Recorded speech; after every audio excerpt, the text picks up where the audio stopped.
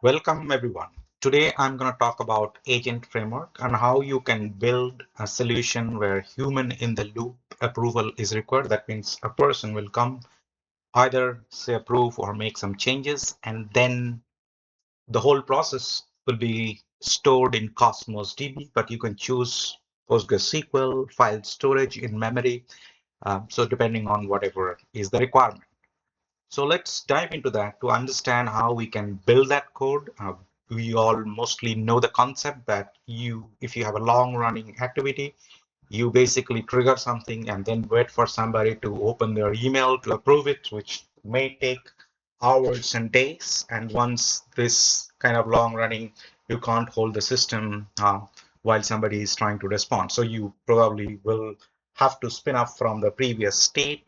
And that's where the Cosmos DB becomes really handy to help you set those values into the database. So what I have, obviously, I have a Foundry where my models are deployed. So I'm going to use one of the models inside the Foundry. So this is my Foundry in Azure. I have got mini model. I'm going to use this mini one model, this deployment, right? This is GPT-4.1 mini. And then I have got a Cosmos DB created. So I created this server Cosmos DB. If I can show you the Data Explorer, I already have pre-created the DB and the container. So the name of the DB is CPDB and the container is CP container, checkpoint DB, checkpoint container. If you do not have them created, just the Cosmos DB instance is created, and from the code, it will go ahead and create it for you. So it's kind of handled from that perspective. Create if not exist applies here. So to show you if I have any data into this container right now, I don't have any data, so it's all empty. Now let me run this to understand where exactly this code will work. So it is a bit longer code, but I just would like to walk you through on the key components of this code. So if you look into this file, it is around 200 lines of code. Don't get excited. The rest of the agent call and everything remains the same. The only part here changes is how you save them in the Cosmos DB. So let me show you all the libraries I need here. So I need an async IO because I'm going to connect to my Cosmos DB using async way because most of the external stuff, async is the recommended way. And then you have got a data class for structuring, typing. And then I basically have a dedicated sub library within the agent framework SDK called Agent Framework Azure Cosmos. And this comes with a default Cosmos checkpoint storage, which allows us to automatically save, retrieve, delete. So all those things which we typically have to do if we use PostgreSQL, we have to write those methods in a class by ourselves. So all the logic needs to be written by us. Here, things are already created. So you just need to call them whenever there's a need. And all this thing I'm going to use in my code. So these are all referred here. So we'll go a little down. Now to initialize this Cosmos DB, I just need the Cosmos DB URL taken from my Azure subscription, then go to the database name, whatever name I gave. If there is no database, it will go ahead and create it. And the container name needs to be given. And then against like database, if it is not there, it will create against the same database, which is mentioned over here. I'm using Cosmos key here. So you can use the Azure authentication or a better way to connect Cosmos DB. So whichever is preferred and secure and approved, you should do that. This is just for the demo. So I'm using Cosmos key, which is not the kind of way we typically encourage to build a production application. Because once this is compromised, it is available to everybody. Now I'm just hiding all these keys into a .env file, which is there in my code base, and then I'm loading that using using the load dot environment. That is the library I'm using this here. So in that, I have also the URL for my Foundry and the key, everything hidden in a file. So I'm just using that file to load it as a client. So the client is nothing but an OpenAI chat client, which is initialized in that file, which you don't see. But just to avoid some of the key and then show it in the screen, I have hidden it away. And then if you see here, I will come to this later. I will switch some of the things and then show you the main code where it basically gets executed.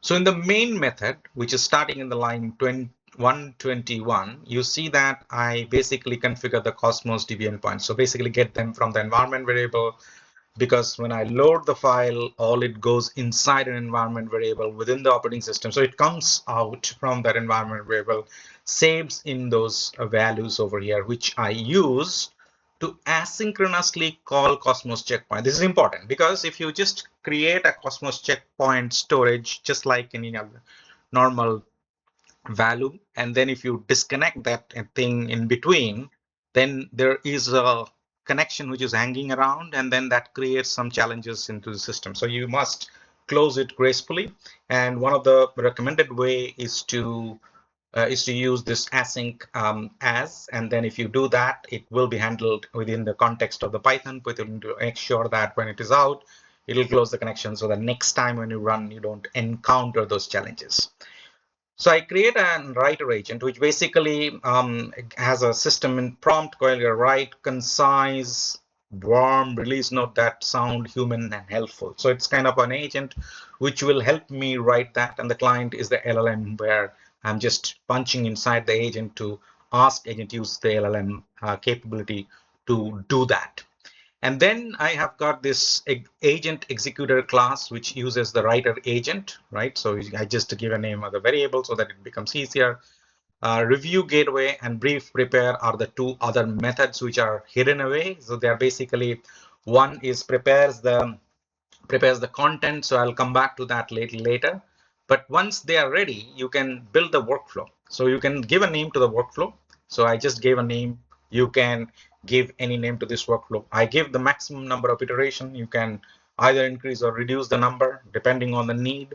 And I say that what is the start executor, prepare the brief, and check out storage, which is where my Cosmos DB detail will come. The storage variable is nothing but the Cosmos DB connection information. So everything I do in this workflow will automatically be saved over here. I don't have to do anything. Now, if you notice here, I add the age. So it is basically sequential one. So I add the age, prepare brief starting point, and then writer is the next edge. And then I add to the writer to review. So it basically creates a kind of chain of calls. And then I build that workflow. So this is the workflow I'm building it. After that, I check whether there is anything from the checkpoint with using the workflow name. So I pick up the workflow name, and then I go and retrieve from the storage, which is my Cosmos DB, to recover the latest checkpoint if I have any. And then checkpoint status will say whether it is unfinished or finished. So depending on that, I can take some action. Now, if there is a checkpoint, it will start from the checkpoint. So it'll say that found a checkpoint and I'm starting if it is not finished. There are checkpoints stored which are also finished. So even if you have finished workflow, it will retrieve the checkpoint, but it will not use that checkpoint because it is finished. So it'll do that activity based on those things. Now you can, now if it is not there, let's say the first time if you're running it, you can do that by introduce. So it's just a sample taken from the sample code. So you can just see that it's a compact air fryer with 4 quarters. I'm just mentioning the $89 as a price. So this is a marketing campaign which is getting built. So the writer will write based on this input, and then I will have a review to actually approve or change. So depending on what I want to do. If I go ahead and then continue this interaction where the human approval keeps coming back, which means that human approval will come and then either it will be approved or some change, or I abruptly end that system. Things can happen, anything, but it is going to get stored into the Cosmos DB. So you see here, this is all it is doing. And then if you go on top, you have the human approver. This is just a structure of the class, which is a prompt, draft, and iteration. And then you have got this brief preparer, which basically has got certain number of activities happening in this, and the class to review finally get the output, right? So this is what you get at the end of this. So these are all like normal workflow, nothing fancy about it. There is no other thing which is happening here at this point in time.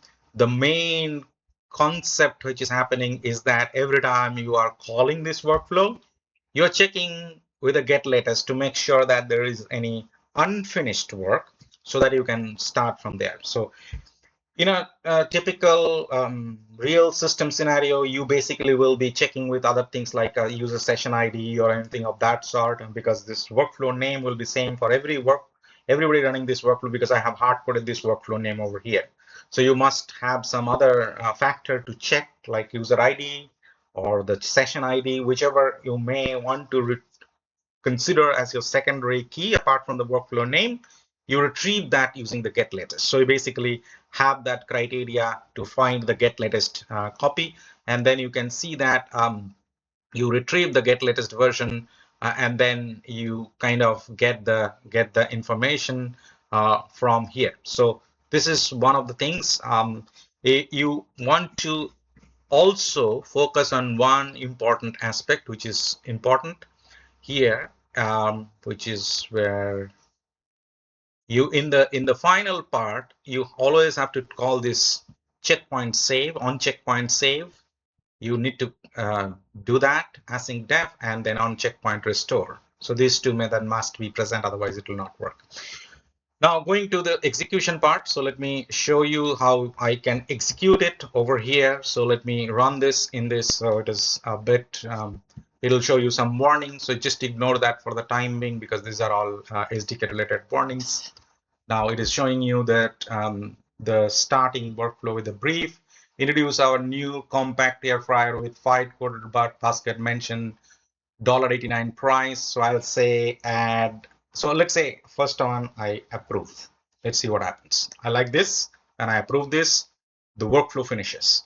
Once the workflow finishes, I can go back into my Cosmos DB and I see the checkpoints coming in. So basically, the first checkpoint talks about all this. The pickled is the dump of the data, so which gets basically gets retrieved and then deserializes, right? So you can also pickle and unpickle using the library. There are some security concern using the pickle library, which is mentioned in the documentation also. So you have to be careful when you're using that in the production. On the other side, if you see the steps where it is basically stored all the information, you have got lots and lots of information dumped into your Cosmos DB, right? So you kind of have those details coming up into this, and you see all of them showing up into this list. So these are all getting saved over here.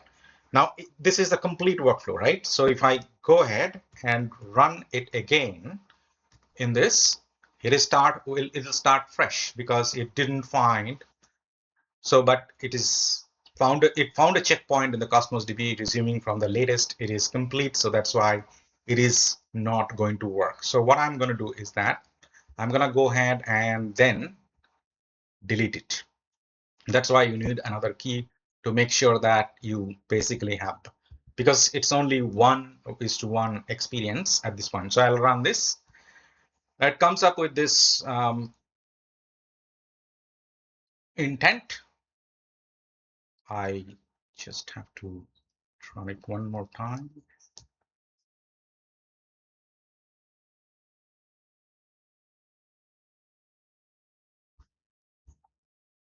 Let me see if I still have some data left. Yeah, there's some data left. Let me make sure that I delete all of them. Close, and then I run it again. So if I run it again, then it is going to start again. We'll show you the same interface. Then right now, I'm not going to approve it. What I'm going to say that you add $10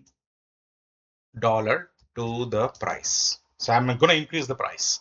So the $10 is getting increased in the system, and it'll give me a new marketing statement saying that it's become like just 99 from 89, because I have asked that.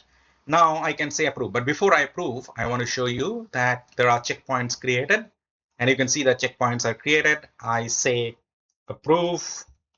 Here I can say approve later point in time also. So once this is approved, you basically get this list of checkpoints loaded into that.